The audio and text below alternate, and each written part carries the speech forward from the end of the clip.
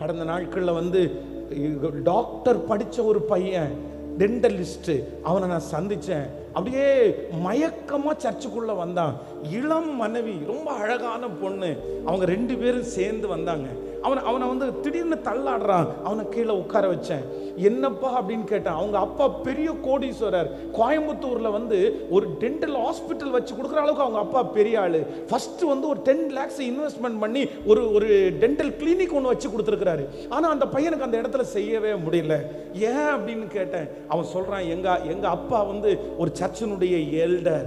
நான் வந்து சர்ச்சிலே தான் பாஸ்டர் கிடப்பேன். எனக்கு சர்ச்சுக்கு எனக்கு ரொம்ப தூரம் இல்லை. பாஸ்டர் நான் அங்கிள் தான் கூப்பிடுவேன். பாஸ்டருடைய வீட்டில் கிச்சன் வரைக்கும் போய் நான் எடுத்து சாப்பிடுவேன். ஆனால் காலேஜ் படிக்கிறதுக்காக வெளியூர் வரும்போது ஒரே ஒரு பையன் சின்னதாக கொஞ்சம் பொடி மாதிரி ஒன்று கொடுத்தான். என்னன்னு கேட்டேன். இல்லை, இதுதான் கஞ்சா அப்படின்னு சொன்னேன்.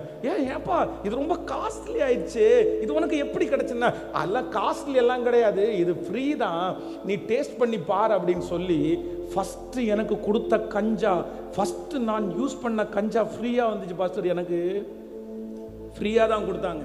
அந்த கஞ்சாவை நான் யூஸ் பண்ணிட்டேன். ஒரு 12 days, ஒரு 12 நாள் வந்து அந்த கஞ்சாவை எனக்கு ஃப்ரீயாகவே கொடுத்தாங்க.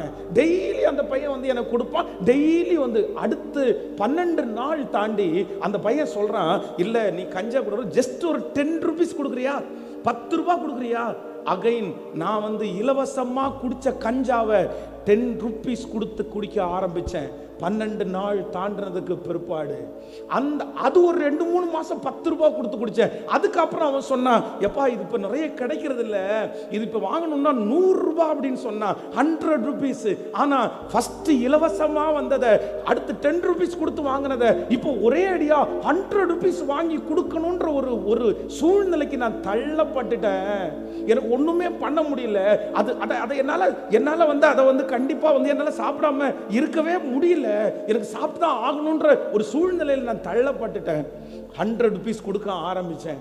அதற்கு பிறகு காலேஜ் படித்து முடிக்கிறதுக்கு முன்னாடி ஃப்ரீயாக வாங்கின அந்த கஞ்சாவை 2000 ரூபாவுக்கு வாங்க வேண்டிய ஒரு சூழ்நிலையில் தள்ளப்பட்டேன்.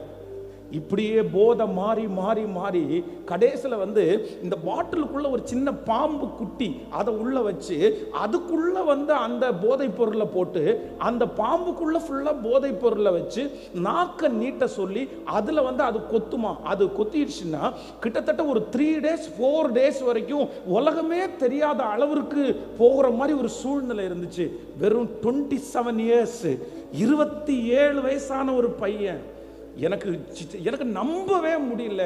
கடைசியில் எல்லா போதையும் எனக்கு வந்து பழகி